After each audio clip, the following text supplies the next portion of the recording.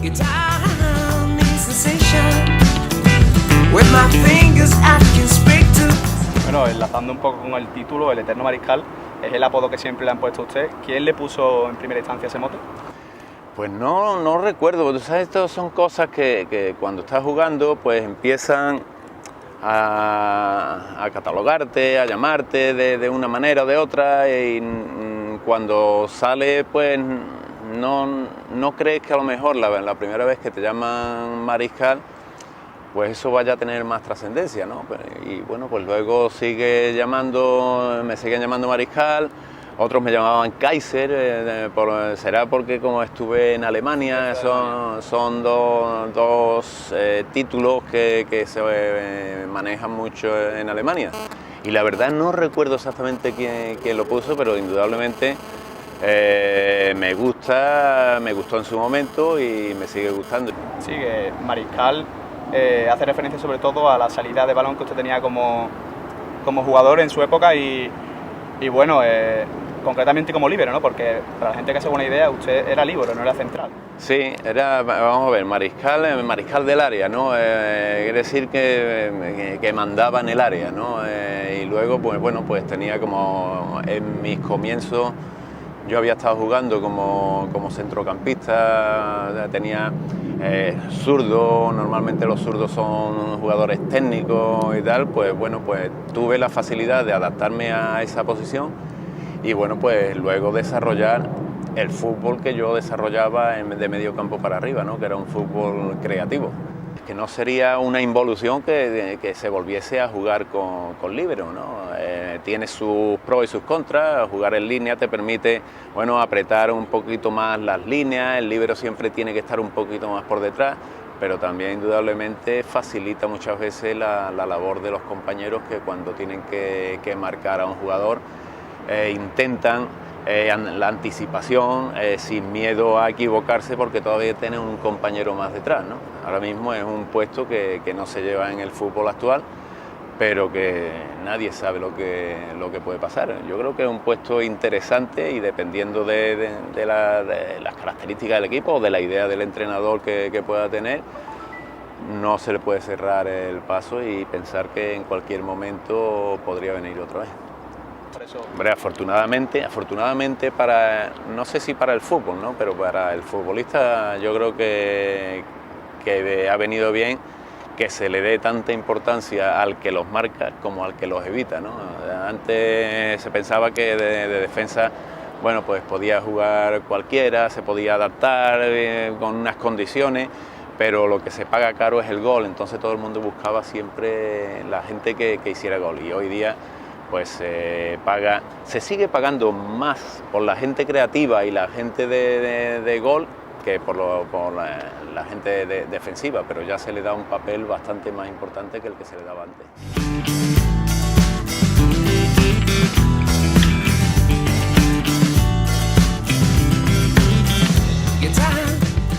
Has trabajado en el banquillo con dos hitos del sevillismo como son Juan de y Caparrós. ¿Son tan distintos como parece desde fuera?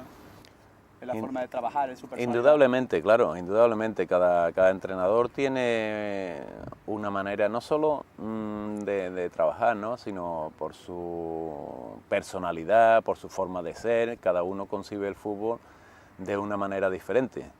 Y efectivamente, pues Juan de, bajo mi punto de vista, no tiene nada que ver con Caparrós, ¿no? Caparrós es mucho más enérgico, te diría que más nervioso, pero es un entrenador que le llega muchísimo al futbolista. Y Juan de, pues, es la otra cara de la moneda, más tranquilo, más sosegado, yo creo que se pone nervioso, pero los nervios los disimula de otra manera, ¿no? Y los dos han sido dos entrenadores muy grandes, pero el primero Caparrós fue el que puso las bases para que este Sevilla después fuese caminando y encontrar ya un camino que había comenzado Caparrós. Después, pues, o sea, Caparrós consiguió prácticamente todas las metas que el Sevilla le exigía, ¿no? El primer año Se ascendió de segunda a primera. El siguiente año era mantenerse y el equipo se mantuvo muy holgadamente, a punto de entrar en UEFA. Al año siguiente entró en UEFA y al otro también, o sea, y ya después pues hubo una regeneración de la plantilla completa, y ya cuando se fue Caparrós llegó Juande, se hicieron retoques de futbolistas también, y bueno, pues el equipo siguió esa dinámica y bueno, pues luego lo que pasa es que se reunieron todas las condiciones, ¿no?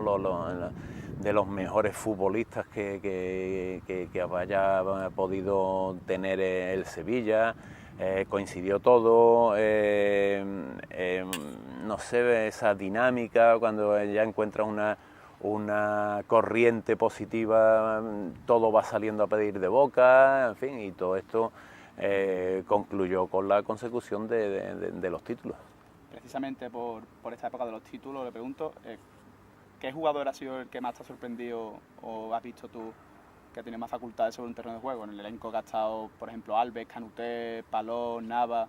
Entre estos futbolistas, ¿cuál es el que más le ha sorprendido en particular? Vamos a ver, sorprender por la proyección, el crecimiento que tuvo Daniel Alves, porque Daniel Alves vino como un lateral derecho y bueno, pues al principio se le veían condiciones, pero era muy anárquico, bueno, pero tenía muy buenas condiciones. Lo que pasa que había que pulir ese diamante en bruto que había que pulir. Costó su trabajo porque bueno, la gente al principio no decía, bueno, que está una cabra loca, ¿no? Corre, pero no.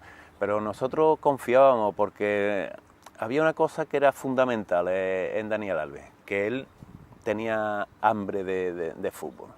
Él quería hacerse un nombre en el fútbol y bueno, pues yo creo que lo ha conseguido holgadamente, ¿no?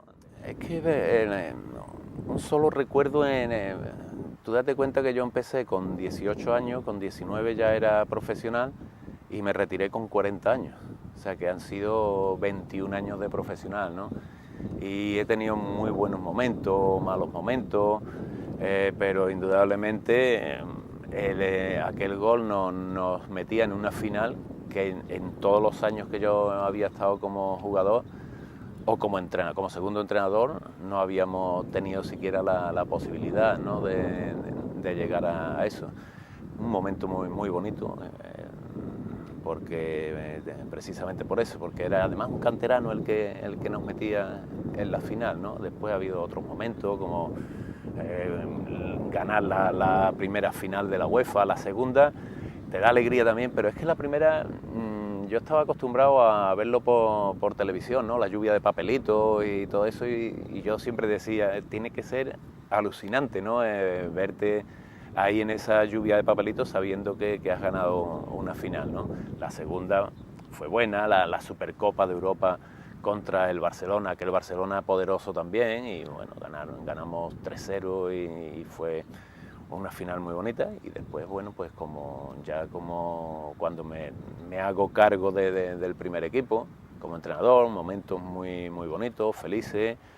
La consecución del gol de Rodri en Almería, que nos mete en la previa de Champions, y como no, pues luego la final contra el Atlético de Madrid en el campo de Barcelona, ¿no? Yo creo que en una trayectoria tan larga no hay muy buenos recuerdos, y decir que uno es más importante, quizá a lo mejor los más recientes te parecen más bonitos, más importantes, pero yo creo que son todos los momentos en los que lo has vivido, yo creo que son momentos muy bonitos. Sí, digamos que después de muchos años a la sombra de entrenadores como los mencionaba Caparrós y Juande, debe ser un orgullo y sobre todo un partido muy especial desde el banquillo haber disputado esa final y encima ganarla. Hombre, con tu equipo de toda la vida. Claro, o sea, yo tuve la oportunidad de marcharme con Caparrós, y bueno, pues estuve hablando con él, estuve hablando con mi familia, pusimos sobre la mesa todas las cosas en las que te veías inmerso, si nos vamos, ¿qué hacemos? Mover toda la familia, mis hijos entonces estaban en edades de instituto, son edades, entonces a lo mejor me tengo que ir solo. Y yo siempre en el subconsciente tenía que yo quería entrenar al primer equipo y por eso me quedé, ¿no? Porque yo creía que tenía posibilidades de entrenar al primer equipo y yo creo que fue una buena decisión porque al final terminé entrenando al primer equipo y consiguiendo pues esos 2 logros importantes, ¿no? Que fue la previa de la Champions, meterte y ganar la Copa. O sea, que esos fueron para mí como sevillista, imagínate, después de tantos años como jugador y después de segundo entrenador, que te den esa oportunidad cuando quedaban 10 partidos, que no estaba la cosa muy clara, no había un inquilino para el banquillo, porque creo que lo comento en el libro también, hablaron con Luis Aragonés, las exigencias eran grandes y tal, y bueno, pues al final se deciden porque sea yo el que tome los mandos de la nave, y para mí fue un motivo de orgullo y de satisfacción.